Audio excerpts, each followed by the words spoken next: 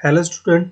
आज हम plus two का मॉडल पेपर सॉल्व करेंगे कंप्यूटर साइंस सब्जेक्ट का। ये आप थोड़ा सा देख लेना कि 6 क्वेश्चन आते हैं और कौन सा क्वेश्चन किस नंबर का होगा, ये सब आप यहाँ से देख सकते हो। ठीक है, और ये इंस्ट्रक्शन है, ये सब आपके पेपर में देखने को मिलेंगी।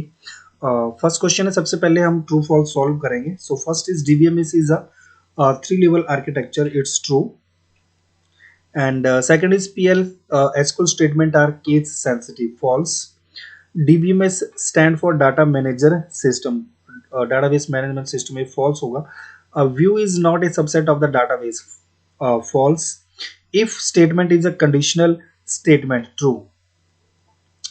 फिर then second है iterative control indicate the ability to repeat or skip section of a code block, true।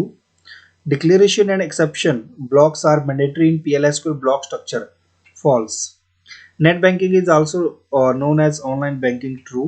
B2B stands for business to business, true।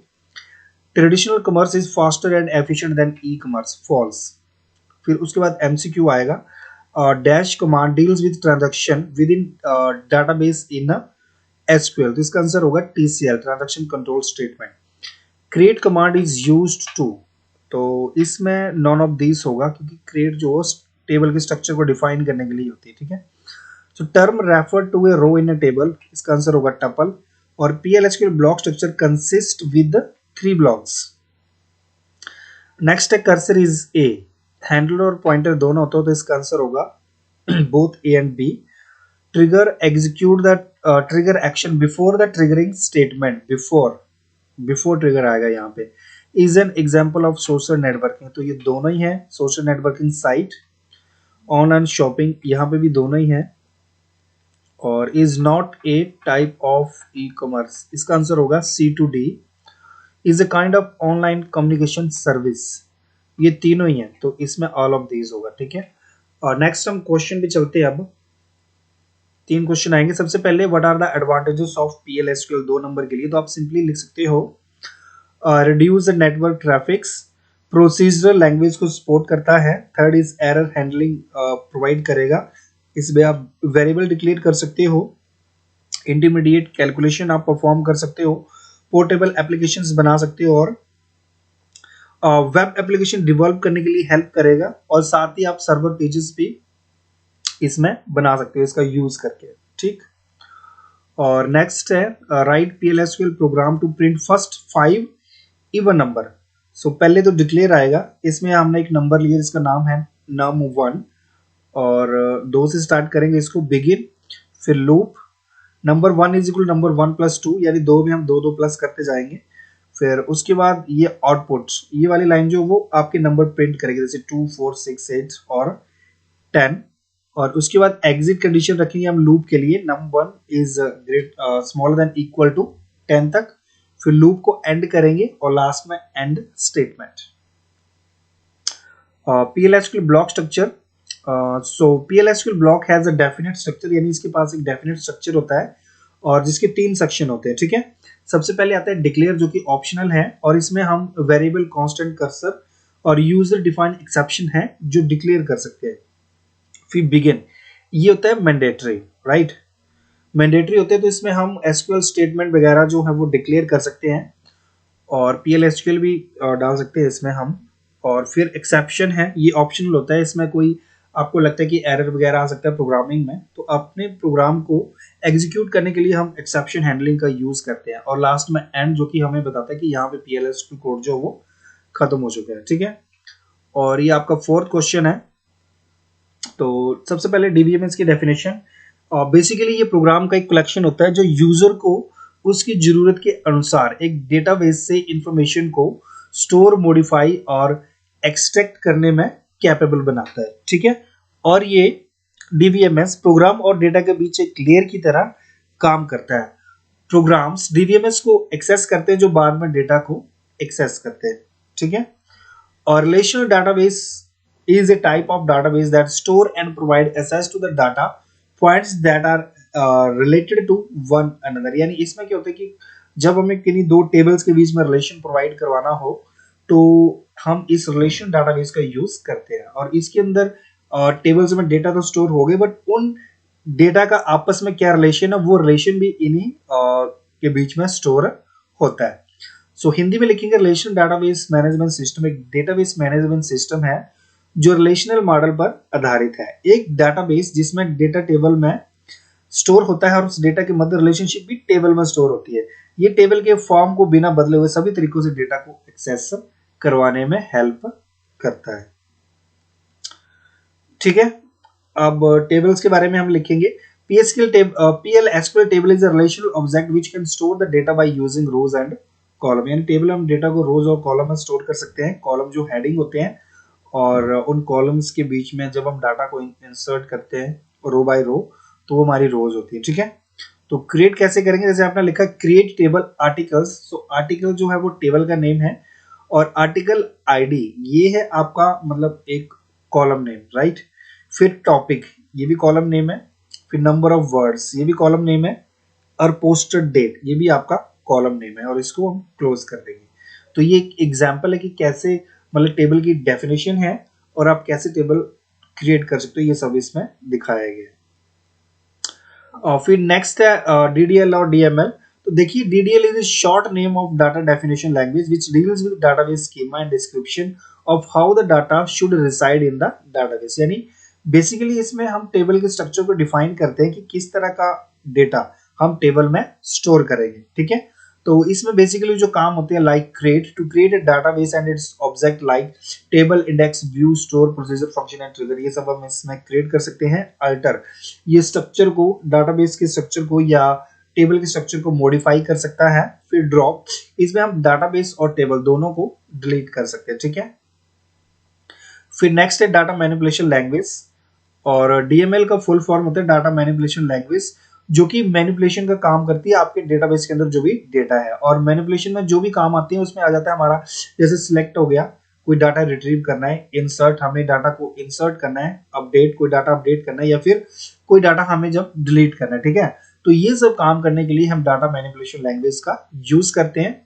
तो इसमें आ जाएगा सबसे पहले सिलेक्ट आ जाएगा, retrieve data from the database, insert आएगा, update आएगा और डिलीट आएगा, राइट। हिंदी में आप लिखोगे DDL स्टेटमेंट डाटाबेस के स्ट्रक्चर को डिफाइन करने के लिए यूज किए जाते हैं। डिफाइन करने से मतलब है कि जब भी आप ऐसा करें जिससे डेटाबेस के स्ट्रक्चर में कुछ चेंज आता है, जैसे एक नई टेबल क्रिएट करना या एग्जिस्टिंग टेबल को मॉडिफाई करना एक्सेट्रा। और DDL में क्या क्या टास्क परफॉर्म किए जा सकते हैं, जैसे DDL स्टेटमेंट से आप नई टेबल क्रिएट कर सकते हैं, एग्जिस्टिंग टेबल में रोज और कॉलम ऐड कर सकते हैं, डेटाबेस क्रिएट और डिलीट कर सकते हैं, यूजर को प्रिविलेज ग्रांट और रिवोक कर सकते हैं और टेबल की इंफॉर्मेशन एनालाइज कर सकते हैं और कमेंट भी ऐड कर सकते हैं। ये सब DDL में कर सकते हैं आप लोग। और DML स्टेटमेंट डेटा को एक्सेस करके मैनिपुलेट करने के लिए यूज किया जाते हैं। DML स्टेटमेंट के सभी ऑपरेशंस प्राइमरी डेटा पर परफॉर्म होते हैं और ये जो टास्क परफॉर्म करते हैं वो है, फर्स्ट है DML स्टेटमेंट से आप टेबल में अवेलेबल डाटा को एक्सेस कर सकते हैं। DML स्टेटमेंट से आप टेबल में डेटा एंटर करवाते हैं, आप डेटा अपडेट करते हैं, डिलीट कर सकते हैं और DML स्टेटमेंट से आप दो टेबल को मर्ज भी कर सकते हैं, यानी दो टेबल से आप कंबाइन करके डेटा को भी एक्सट्रैक्ट कर सकते हैं। ठीक है, नेक्स्ट ये क्वेश्चन है आपके पास, role of DBA, trigger, constraint, cursor etcetera. सबसे पहले हम देखो एक तो चलो इसके टास्क तो आगे हैं, बट सिंपली हम थोड़ी सी डाटा एडमिनिस्ट्रेटर की डेफिनेशन देख लेते हैं। ठीक है, अगर आप इसको भी लिख दोगे तब भी आपका आंसर जो वो काफी है, राइट। तो इसमें लिखो सबसे पहले तो फुल फॉर्म आ गया इसका कि रोल ऑफ DBA, यानी full form of DBA is database administrator और DBA इज अ पर्सन और group who make any type of changes in the database such as update, delete and create। यानी ये एक person हो सकता है या ग्रुप ऑफ पर्सन हो सकते हैं जो कि डेटाबेस में किसी भी तरह का चेंज जो वो कर सकते हैं। ठीक है, there are the user who are very familiar with the database and they have complete control over the database। और ये वो यूजर होते हैं जो कि डेटाबेस के साथ काफी फैमिलियर होते हैं, यानी इनको डेटाबेस की हर एक इंफॉर्मेशन पता होती है और इनके पास डेटाबेस का फुल कंट्रोल होता है।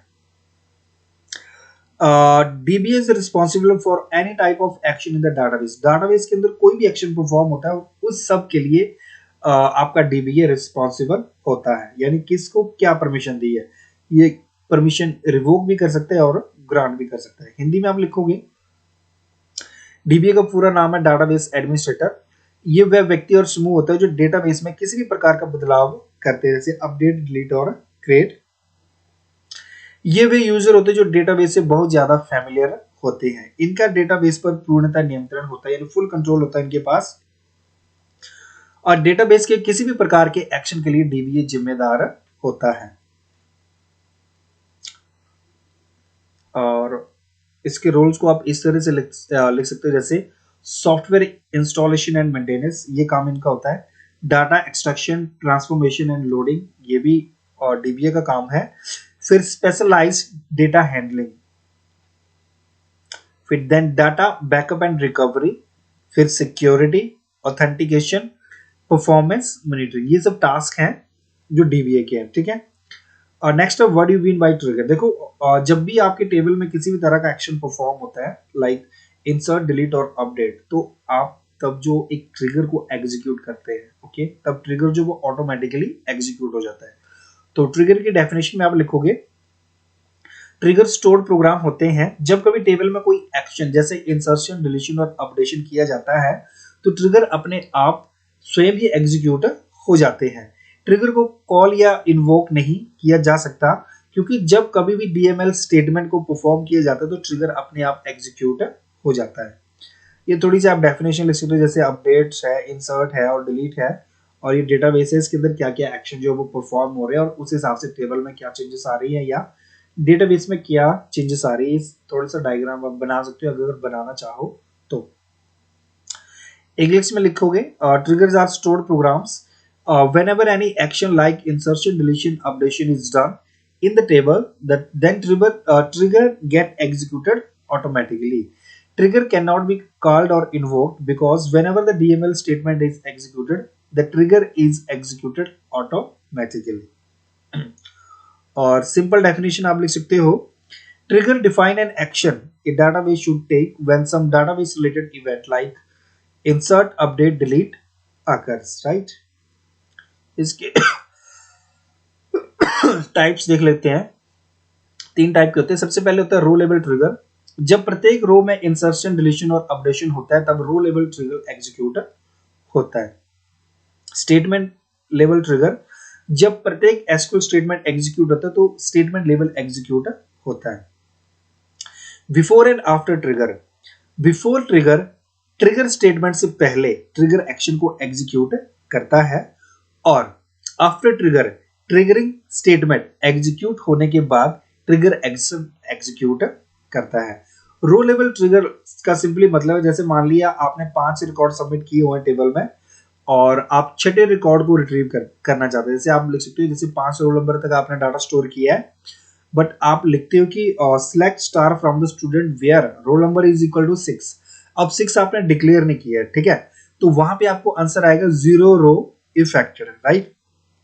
0 रो इफेक्टेड है तो उसमें रो लेवल ट्रिगर एग्जीक्यूट नहीं करेगा, उसमें आपका स्टेटमेंट लेवल ट्रिगर एग्जीक्यूट करता है। इसको कोई मतलब नहीं होता कि आपका जो मतलब कोई रो है वो इफेक्ट हो रहा है या नहीं हो रहा है, ठीक है। और जब कोई रो इफेक्ट होती है, जैसे आप लिखते हो select star from the student where roll number is equal to 4, तब एक रो एग्जीक्यूट होगी, ठीक है। बट जब आप सिंपली लिखोगे select star from the student, तब 4 की 4 रो को वो एग्जीक्यूट कर रहा है, ठीक है। तो जब कोई भी रो एग्जीक्यूट होती है तब रो लेवल ट्रिगर है, और जब 0 रो अफेक्टेड होती है तब आपका स्टेटमेंट लेवल ट्रिगर एग्जीक्यूट होता है। इंग्लिश में लिखोगे, a trigger is fired each time a row in a table is affected by the triggering statement, और सिंगल लाइन में आप लिखोगे an event is triggered for each row updated, inserted और deleted, यानी जब भी किसी भी टाइप का चेंजेस, जैसे 1 रो अफेक्टेड, 2 रो, कुछ भी लिखता है तब ये एग्जीक्यूट होता है। Second statement level trigger, it is fired once on behalf of triggering statement independent of the number of rows affected by the triggering statement, even if no row is affected। अगर कोई रो effect भी नहीं होती, जैसे 0 रो भी affected होती है, तब भी ये स्टेटमेंट जो वो एग्जीक्यूट होती है। सिंपली लिखोगे an event is triggered for each SQL statement executed. Before and after trigger के लिए आप लिखोगे before trigger execute the trigger action before the trigger statement, and after trigger execute the trigger action after the triggering statement is executed. Next constant के बारे में पढ़ लेते हैं हम. द एसक्यूएल कॉन्स्टेंट का इस्तेमाल टेबल के कॉलम के लिए कुछ रूल देने के लिए किया जाता है. कॉन्स्टेंट को टेबल क्रिएट करते वक्त या टेबल अल्टर करते वक्त दिया जाता है. एसक्यूएल कॉन्स्टेंट्स ये कॉलम लेवल हो सकते हैं या टेबल लेवल हो सकते हैं. कॉलम लेवल कॉन्स्टेंट सिर्फ सिंगल कॉलम पर ही अप्लाई होते हैं और टेबल लेवल कॉन्स्टेंट पूरे टेबल पर अप्लाई होते हैं. यानी ये कंडीशंस होती है जिनके अकॉर्डिंग हम टेबल्स के अंदर कोई डेटा इंसर्ट, अपडेट या डिलीट करते हैं. ठीक है, अगर वो कंडीशन मैच होती है तब एक्शन लिया जाएगा, अदरवाइज उस एक्शन को अबॉर्ट कर दिया जाता है, कैंसिल कर दिया जाता है. तो टाइप ऑफ कॉन्स्टेंट में सबसे पहले आ गया नॉट नल, यानी इसमें आप नल वैल्यू नहीं डाल सकते. सेकेंड है डिफॉल्ट, जब भी कोई वैल्यू नहीं दी जाती, खाली रखा जाता है तो उसमें डिफॉल्ट वैल्यू सेट हो जाती है. फिर प्राइमरी की है, ये एक टेबल की किसी एक रो को यूनिकली डाटा एंटर करने में या रिट्रीव करने में हेल्प करता है, मतलब आप कोई भी डेटा जो वो रिपीट नहीं कर सकते हैं. फिर फॉरेन की, ये दो टेबल के बीच में रिलेशन बनाए रखता है. ठीक है, अगर मान लिया एक जगह पे आपने 4 रिकॉर्ड सबमिट किए हुए हैं और वहां पे प्राइमरी की सेट किए हुए हैं, तो उसी प्राइमरी की के बेसिस पे जब हम किसी और टेबल में डाटा इंसर्ट कर रहे हैं या रिट्रीव कर रहे हैं और उससे ज्यादा, जैसे मान लिया 4 रिकॉर्ड एंटर किया, अगर आप 5th रिकॉर्ड को रिट्रीव करना चाहोगे तो वो नहीं आ पाएगा या इंसर्ट नहीं हो पाएगा, क्योंकि उसको वो पहले फर्स्ट टेबल के साथ मैच नहीं कर रहा है ना. तो ये सब करने के लिए हम फॉरेन की का यूज करते हैं. फिर यूनिक कॉन्सेंट्रेट है, इसमें कॉलम की हर एक वैल्यू यूनिक होती है. फिर चेक है, इसमें कोई ना कोई कंडीशन दे दी जाती है, उन कंडीशन को चेक करता है, अगर वो फुलफिल करती है तो डेटा एंटर करेगा, अदरवाइज नहीं करेगा. और इंडेक्स, जब भी हम डेटा को जल्दी जल्दी मतलब कोई क्रिएट करना हो या रिट्रीव करना हो तब हम इंडेक्स का यूज करते हैं. इंग्लिश में लिखोगे SQL constant are used to specify the rule for the data in a table. Constant are used to limit the type of data that can go into a table, यानी ये define करते हैं कि किस type का data जो वो table में एंटर कर सकता है. This is ensure the accuracy and reliability of the data in the table. If there is any violation between the constraint and the data action, the action is aborted. यानी ये मतलब पूरी surety देते हैं कि आपका डेटा जो वो एक्यूरेट है और रिलायबल है. अगर ये किसी भी टाइप की कंडीशन को फुलफिल नहीं करेगा एक्शन के साथ या कॉन्सेंट्रेट के साथ, एक्शन और कॉन्सेंट्रेट मैच नहीं कर रहे आपस में, तो उस एक्शन को वो अबॉर्ट कर देगा, कैंसिल कर देगा. और ये टेबल लेवल और कॉलम लेवल हो सकते हैं. कॉलम लेवल जो है वो कॉलम सिर्फ सिंगल कॉलम के लिए अप्लाई होंगे और टेबल लेवल कॉन्सेंट्रेट जो वो पूरे टेबल के लिए अप्लाई होंगे. और इसको हम सिंपल करके भी लिख सकते हैं, ऊपर वाला नहीं लिखना है तो. Database constants are the restriction on the content of the database और ऑन द डाटाबेस ऑपरेशन, यानी ये कुछ कंडीशंस होती हैं जो डेटाबेस या उसके ऑपरेशंस के ऊपर अप्लाई की जाती है. It is a condition specified on A database schema that restrict the data to be inserted in the instance of a database, यानी किसी कंडीशंस के अकॉर्डिंग ये टेबल्स के अंदर डेटा को इंसर्ट करने की अनुमति देता है. नॉट नल इंश्योर करते कि कोई भी नल वैल्यू ना हो, इसमें यूनिक हर वैल्यू जो वो यूनिकली आइडेंटिफाई की जाएगी और किसी एक टेबल में किसी एक कॉलम को यूनिकली डाटा एंटर करने की फैसिलिटी प्रोवाइड करेगा. फॉरेन की दो टेबल्स के बीच में रिलेशन डिफाइन करता है और उसके अकॉर्डिंग ही डेटा को रिट्रीव करेगा और इंसर्ट करने की सुविधा देगा. चेक किसी कंडीशन को चेक करेगा. डिफॉल्ट, जब भी कोई वैल्यू सेट नहीं की जाती तो डिफॉल्ट वैल्यू को डाल दिया जाता है.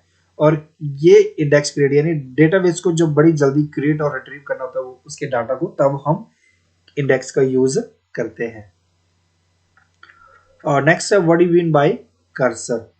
तो देखो, कर्सर इज अ हैंडल और pointed to the context area, और cursor is a mechanism that provide a method to select multiple row of the data from the database and then process row individually inside PL/SQL block. यानी basically context area होता है PL/SQL block के अंदर, इसके अंदर हम queries वगैरह को एग्जीक्यूट करते हैं. ठीक है, और इसके दो टाइप हैं, इम्प्लिसिट कर्सर और एक्सप्लिसिट कर्सर. एक कर्सर जो वो यूजर डिफाइन होता है और जो कर्सर यूजर डिफाइन नहीं है उसको दूसरा कर्सर बोलते हैं, यानी एक्सप्लिसिट कर्सर बोलते हैं. राइट. सो एसक्यूएल स्टेटमेंट को प्रोसेस करने के लिए ओरेकल एक मेमोरी एरिया क्रिएट करता है जिसे कॉन्टेक्स्ट एरिया भी कहा जाता है. कर्सर इस मेमोरी एरिया के लिए पॉइंटर है और कर्सर के द्वारा इस मेमोरी एरिया को कंट्रोल किया जाता है। कर्सर का साइज उसके डेटा के अनुसार फ्लेक्सिबल होता है। जब कोई भी क्वेरी रन होती है तो कर्सर कार्य करता है। इसके दो टाइप है, इम्प्लिसिट कर्सर और एक्सप्लिसिट कर्सर। और इम्प्लिसिट कर्सर में आप लिखोगे जब भी एसक्यूएल स्टेटमेंट एग्जीक्यूट होता है ओरेकल के द्वारा इम्प्लिसिट कर्सर को ऑटोमेटिकली क्रिएट कर दिया जाता है, यानी जब स्टेटमेंट के लिए कोई एक्सप्लिसिट कर्सर नहीं होता है। ठीक है।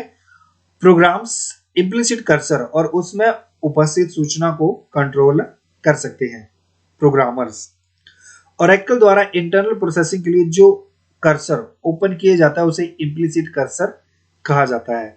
फिर आता है explicit cursor. Explicit cursor user define होता है और इम्प्लिसिट कर्सर के द्वारा हम कॉन्टेक्स्ट एरिया में ज्यादा नियंत्रण कर सकते हैं। जब किसी टेबल में कुछ रिकॉर्ड को पीएल एसक्यूएल कोड ब्लॉक में प्रयोग किया जाता है तब कर्सर का उपयोग किया जाता है। इस कर्सर को डिक्लेयर करने के लिए एसक्यूएल क्वेरीज का यूज कर सकते हैं। और इंग्लिश में आप सिंपली लिखोगे the implicit cursor is automatically created by the PL SQL block for SQL insert delete और update statements, whereas the explicit cursor are defined by the programmers। और ये क्वेश्चन नंबर 6 है, आपका लास्ट क्वेश्चन है। ठीक है, इसको अभी हम सॉल्व करेंगे। सबसे पहले e commerce. E commerce is the buying and selling of goods and service और द ट्रांसमिशन ऑफ फंड्स और data over an electronic network primarily और the internet.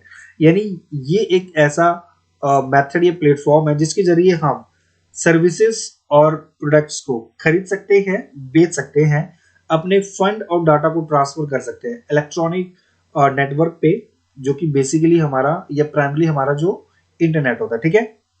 These business transaction occur इधर as business to business, business to customer, customer to customer और customer to business. यानी इनमें से ये transaction कोई भी एक ट्रांजैक्शन हो सकती है जहां पे हम इंटरनेट का यूज करके कोई प्रोडक्ट बेचते हैं या खरीदते हैं। हिंदी में आप सिंपली एक या तो एक डायग्राम बना सकते हो सिंपली, ओके, या आप लिखो इलेक्ट्रॉनिक ई कॉमर्स इंटरनेट जैसे बड़े इलेक्ट्रॉनिक नेटवर्क पर व्यापार करने का एक तरीका है और ई कॉमर्स के अंतर्गत वस्तुओं और सेवाओं को खरीद और बिक्री इलेक्ट्रॉनिक सिस्टम जैसे इंटरनेट के द्वारा होता है। ये इंटरनेट पर एक व्यापार है और इंटरनेट में ज्यादातर इंटरनेट के द्वारा प्रोडक्ट की खरीदारी और बिक्री की जाती है और करंट टाइम में सबसे ज्यादा यूज किया जाने वाला एक ये पहलू है। ठीक है, सबसे ज्यादा यूज किया जाता है ई कॉमर्स को। और ई कॉमर्स यूजर्स को समय दूरी के बिना कोई बाधाओं के साथ वस्तुओं और सेवाओं का इलेक्ट्रॉनिक रूप से आदान प्रदान करने की अनुमति देता है। यानी आप कहीं पे भी हो, इंटरनेट कनेक्शन अवेलेबल है, बाइक गाड़ी आ सकती है तो आपके घर पे भी सामान जो वो डिलीवर हो सकते हैं ऑनलाइन। और सामान खरीदना और बेचना ई कॉमर्स के एग्जाम्पल में से एक है। अब ये एग्जाम्पल ऐसे online shopping, payments, options, ticketing, banking, और ये ई कॉमर्स के टाइप है। ठीक है, ये देख लेना आप लोग। B2B, B2C, इसमें बस बिजनेस टू कंज्यूमर दो वर्ड याद रखने हैं, बाकी सब ऐसे चलता रहता है। ओके, नेक्स्ट है कि ऑनलाइन फॉर्म जो वो कैसे सबमिट करना है। सबसे पहले form log in into your account, जहां पे फॉर्म सबमिट करना है पहले तो आपको अकाउंट बनाना पड़ेगा। ठीक है, तो अकाउंट बनने के बाद का प्रोसेस है ये फॉर्म कैसे सबमिट करना है। सबसे पहले फॉर्म को फिल करें, सेकेंडली आपने फोटो और सिग्नेचर अपलोड करने हैं और फिर उसके बाद आपने कोई अपनी एप्लीकेशन आईडी है, address proof, education qualification, work experience सब कुछ अपलोड कर देना है। देन एप्लीकेशन सबमिट कर देनी है और लास्ट में आपने इसका प्रिंट निकाल लेना है। हिंदी में लिखोगे, लॉगिन करना है पहले, फिर एप्लीकेशन फॉर्म को भरें, फोटो और सिग्नेचर अपलोड करें, अपलोड आईडी, पता, प्रमाण, शैक्षणिक योग्यता और कार्य अनुभव डॉक्यूमेंट, एप्लीकेशन सबमिट करें, फिर एप्लीकेशन प्रिंट कर लें लास्ट में।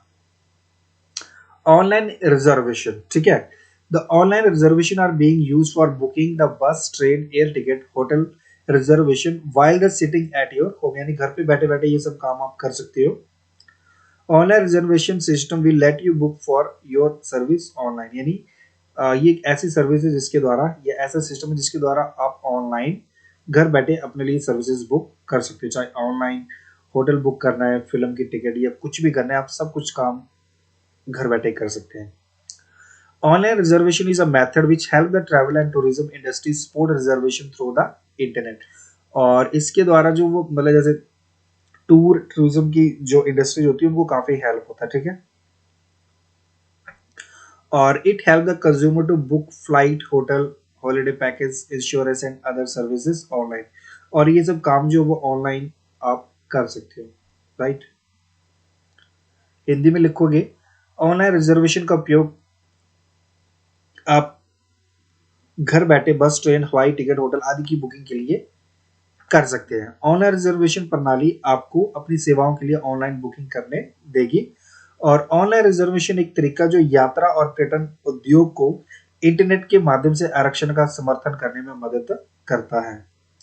ये कंज्यूमर्स को फ्लाइट, हॉलिडे पैकेज, बीमा और अन्य सुविधाओं को बुक करने में हेल्प करता है। नेक्स्ट है नेट बैंकिंग। देखो नेट बैंकिंग बेसिकली कुछ नहीं है, ये एक ऐसी सर्विस है जो इंटरनेट के द्वारा हमें हर वो काम करने देती है जो काम हम बैंक में जाके करते हैं, ठीक है। तो डेफिनेशन में सिंपली लिखोगे, net banking also known as internet banking is electronic system और service offered by bank which enable customer to access financial as well as non financial banking product online, right. Earlier, customer had to visit the bank even for a small service. However, after the arrival of internet banking, almost all the banking service and product can be accessed online. मतलब पहले हर काम के लिए आपको bank में जाना पड़ता था, पर जब से ऑनलाइन बैंकिंग आई है, आप हर एक काम जो है वो घर पे बैठ के कर सकते हैं बैंक से related. From fund transfer to requesting a demand draft, net banking facilitates all the banking essentials. It is not just convenient but also a secure method of banking. अब देखो ये फंड ट्रांसफर से लेके demand draft request करने तक के काम ये कर सकता है नेट बैंकिंग, ठीक है। मतलब आप नेट बैंकिंग के द्वारा बैंक से रिलेटेड हर एक काम जो वो कर सकते हैं। ये केवल आसान ही नहीं बल्कि एक सुरक्षित मेथड है नेट बैंकिंग करने के लिए या बैंकिंग के किसी भी काम को करने के लिए। हिंदी में लिखोगे, नेट बैंकिंग जिसे इंटरनेट बैंकिंग के रूप में जाना जाता है, बैंकों द्वारा दी जाने वाली एक इलेक्ट्रॉनिक सिस्टम और सर्विस है जो कस्टमर को फाइनेंशियल के साथ साथ नॉन फाइनेंशियल बैंकिंग प्रोडक्ट को ऑनलाइन एक्सेस करने में सक्षम बनाती है। पहले ग्राहकों को छोटी सेवा के लिए भी बैंकों के चक्कर काटने पड़ते थे। हालांकि इंटरनेट बैंकिंग आने के बाद लगभग सभी बैंकिंग सेवाओं और उत्पादों को ऑनलाइन एक्सेस किया जा सकता है। फंड ट्रांसफर से लेकर ड्राफ्ट डिमांड का रिक्वेस्ट करने तक नेट बैंकिंग सभी बैंकिंग आवश्यक सुविधाएं प्रदान करती है। ये न केवल सुविधाजनक है बल्कि बैंकिंग का एक सुरक्षित तरीका भी है। Next, what is online marketing. So online marketing का सिंपली मतलब है कि अपने प्रोडक्ट को या कंपनी को आपने इंटरनेट के माध्यम से या ऑनलाइन कोई भी मेथड है, रेडियो, टेलीविजन, फेसबुक, व्हाट्सएप, उसके द्वारा आपने एडवर्टाइज करना है, राइट, अपने प्रोडक्ट को, अपनी कंपनी को। सो इंटरनेट मार्केटिंग और online marketing refer to advertising and marketing efforts that use a web and email to drive direct sales via electronic commerce in addition to sale leads from the website or emails. Internet market or online advertising efforts are typically used in conjunction with traditional type of advertising like radio, TV, newspaper and magazines. Okay. और हिंदी में लिखेंगे, digital marketing दो शब्दों से मिलकर बना है, एक तो डिजिटल और दूसरा जिसका मतलब है इंटरनेट और दूसरा है मार्केटिंग यानी बाजार, और इसका कंप्लीट मतलब हुआ इंटरनेट का बाजार। सो वह सर्विस और प्रोडक्ट जिसे बेचने के लिए हम डिजिटल टेक्नोलॉजी जैसे इंटरनेट और अन्य मीडियम का इस्तेमाल करते हैं उसे डिजिटल मार्केटिंग और ऑनलाइन मार्केटिंग कहा जाता है। ऑनलाइन मार्केटिंग करने के हजारों तरीके हैं जो समय के साथ बढ़ते जा रहे हैं। ऑनलाइन मार्केटिंग की तुलना में ऑनलाइन मार्केटिंग में बहुत ऑफलाइन मार्केटिंग की तुलना में ऑनलाइन मार्केटिंग में बहुत अंतर है, क्योंकि ऑनलाइन मार्केटिंग का इस्तेमाल करके टारगेट ऑडियंस तक अपने प्रोडक्ट को प्रमोट कर सकते हैं। डिजिटल मार्केटिंग बहुत ही फास्ट तरीका है और अपने प्रोडक्ट को सही लोगों तक पहुंचाने का। ऑनलाइन मार्केटिंग में क्या होगा कि हमारा प्रोडक्ट जो वो ज्यादा मतलब ज्यादा पहुंच नहीं होगी, जो लोग नियर बाई है वही खरीदेंगे, या जो जानते हैं वही खरीदेंगे, ठीक है। पर जब हमारी मार्केटिंग ऑनलाइन होगी, मतलब हमारे प्रोडक्ट की एडवर्टाइजमेंट या हमारा कोई कंपनी ऑनलाइन होगी, तो कोई भी उसको खरीद सकता है कहीं से। Online shopping is a buying product online, that is buying the product while sitting on your computer or a mobile device. Online shopping is a form of electronic commerce which allow consumer to directly buy goods and service from a seller over the internet using a web browser। यानी online shopping एक ऐसा method है जिसके द्वारा आप internet का use करके घर बैठे कहीं से भी अपना प्रोडक्ट जो आप खरीद सकते हैं। और ये साइट्स हैं ऑनलाइन शॉपिंग करने के लिए, फ्लिपकार्ट और अमेजोन। और नेक्स्ट हिंदी में, ऑनलाइन शॉपिंग प्रोडक्ट को ऑनलाइन खरीदना है, यानी अपने कंप्यूटर या मोबाइल डिवाइस पर बैठकर कंप्यूटर प्रोडक्ट को खरीदना। ऑनलाइन शॉपिंग इलेक्ट्रॉनिक कॉमर्स का एक रूप है जो कस्टमर्स को या कंज्यूमर्स को वेब ब्राउजर का उपयोग करके इंटरनेट पर सीधे सेलर से सामान और सर्विसेज खरीदने की अनुमति देता है। साइट्स के एग्जांपल है फ्लिपकार्ट और अमेजोन, ठीक है। तो ये रहे आपके 6 क्वेश्चन जो कि मैंने सॉल्व कर दिए। थैंक यू फॉर वाचिंग और पेपर अच्छे से करके